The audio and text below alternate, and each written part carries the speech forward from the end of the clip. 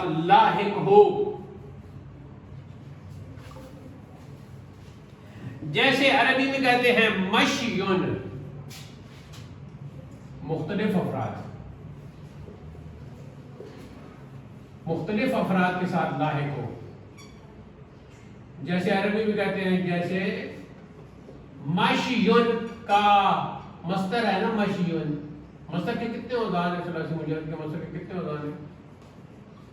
اللہ اکبر. چلنا. مشیون کیا ہے جی؟ چلنا. تو عرض عام کیا ہے؟ وہ عرضی کلی ہے جو مختلف حقیقت رکھنے والے افراد کے ساتھ لاحق ہو. جیسے مشیون. اچھا مشیون جی جو چلنا ہوتا ہے نا، اس کے لیے شرط ہے پیروں سے چلنا. مشیون کے لیے کیا شرط ہے؟ پیروں سے چلنا. سانپ کی طرح نہیں، بلکہ پیروں سے چلنا.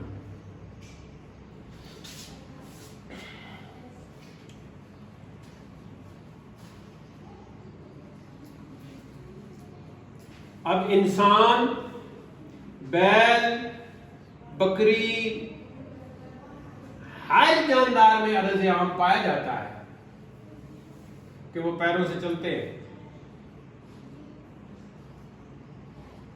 لیکن یہ ان کی حقیقت نہیں ہے. ان کی حقیقت سے یہ الگ ہے.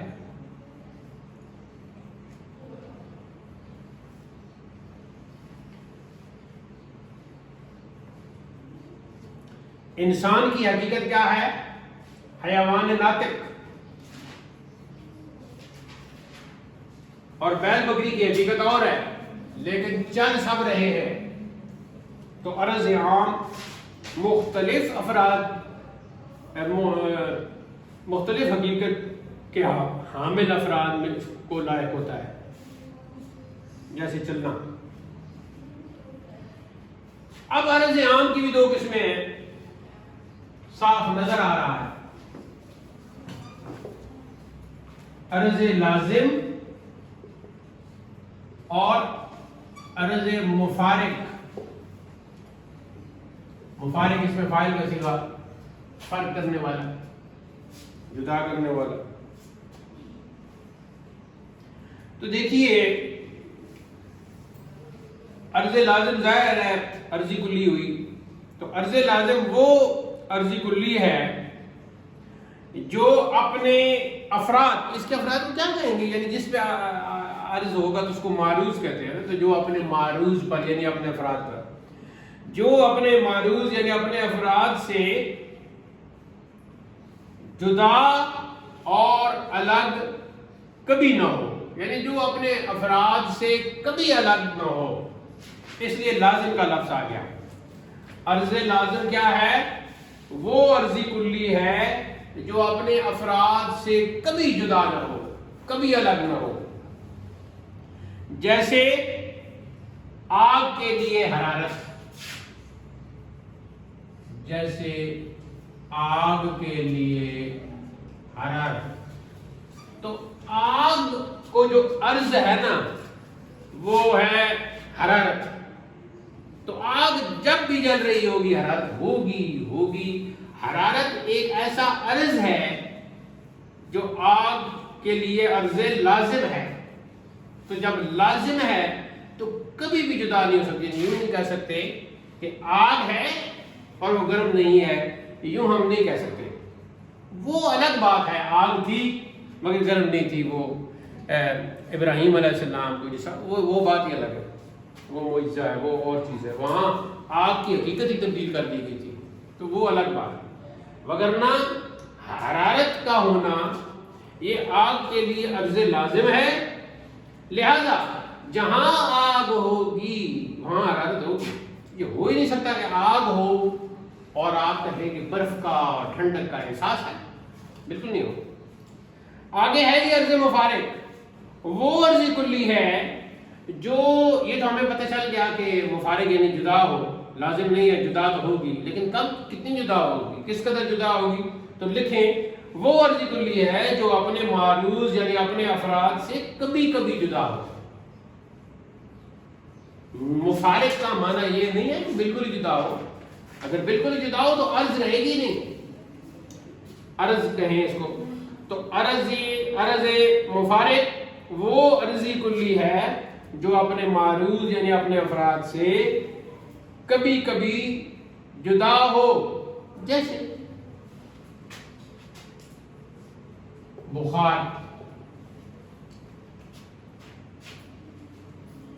تو یہ بخار یا کوئی اور بیماری ہر جاندار کے لیے عرض مفارق ہے کہ ہر وقت ہر جاندار کو بخار نہیں ہوتا،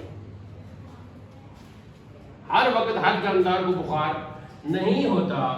تو جب ہر وقت ہر جاندار کو بخار نہیں ہوتا تو عرض لازم نہ ہوا، لیکن ہوتا ہے تو عرض تو ہو گیا. تو کبھی کبھی ہوتا ہے تو پھر عرض مفارق ہو گیا.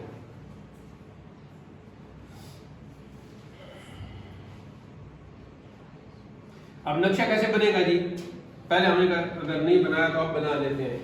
تو نقشہ بنے گا جی، اوپر تو ظاہر ہے مفہوم ہے نا، مفہوم ہی ساری یہ تقسیم کی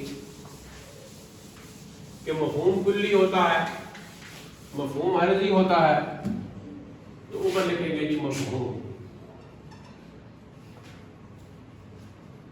اب مفہوم پہلے تقسیم ہوا کلی میں اور جزئی میں.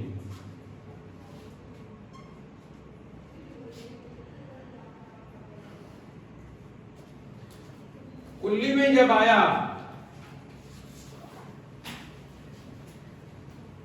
تو پھر کیسے تقسیم ہوا؟ ذاتی میں اور عرضی میں.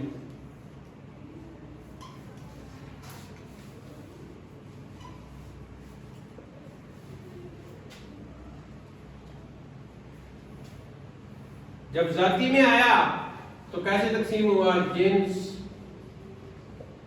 نوع اور فصل.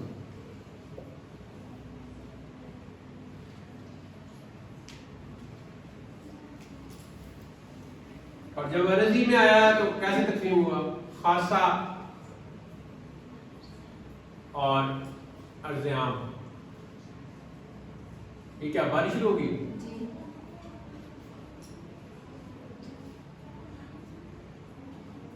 ذاتی، جنس، نوع، فصل اور عرضی میں خاصہ اور عرض عام.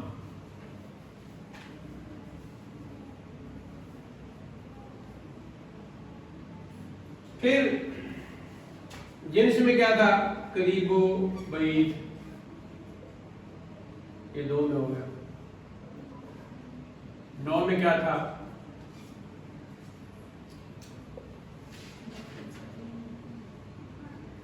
اس کو چھوڑ دو. اور فصل میں کیا تھا؟ وہی قریب اور بعید.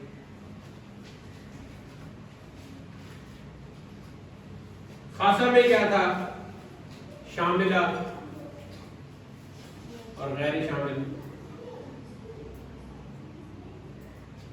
عرض عام میں کیا تھا؟ لازم اور مفارق. پتہ نہیں آپ کی کتاب میں کس انداز سے کیا گیا ہے، لیکن کتاب میں جہاں تک یہ بیان ہے آپ پڑھ لیں، اور کوئی سوال ہو تو آپ ضرور کر سکتے ہیں. اچھا، اب جب کوئی سوال کیا جائے گا کسی چیز کے بارے میں تو وہ اس وقت یعنی مفہوم کو واضح کرنے کے لیے یہ ساری چیزیں سامنے رکھی جائیں گی. کسی چیز کی ماہیت کے لیے اور حقیقت کے لیے جو سوال کیا جاتا ہے اس کے لیے پھر منطق میں کہتے ہیں ما ہوا. یہ کیا ہے؟ ما ہوا. تو یہ اصطلاح ما ہوا جو ہے یہاں سے پھر انشاءاللہ کل ہمارا درس آغاز پذیر ہوگا. اللہ تعالی ہمیں علم نافع حاصل کرنے اور اس کے بعد حسن عمل کی ہمت افزانی کرے. وآخر دعوانا الحمدللہ رب العالمین.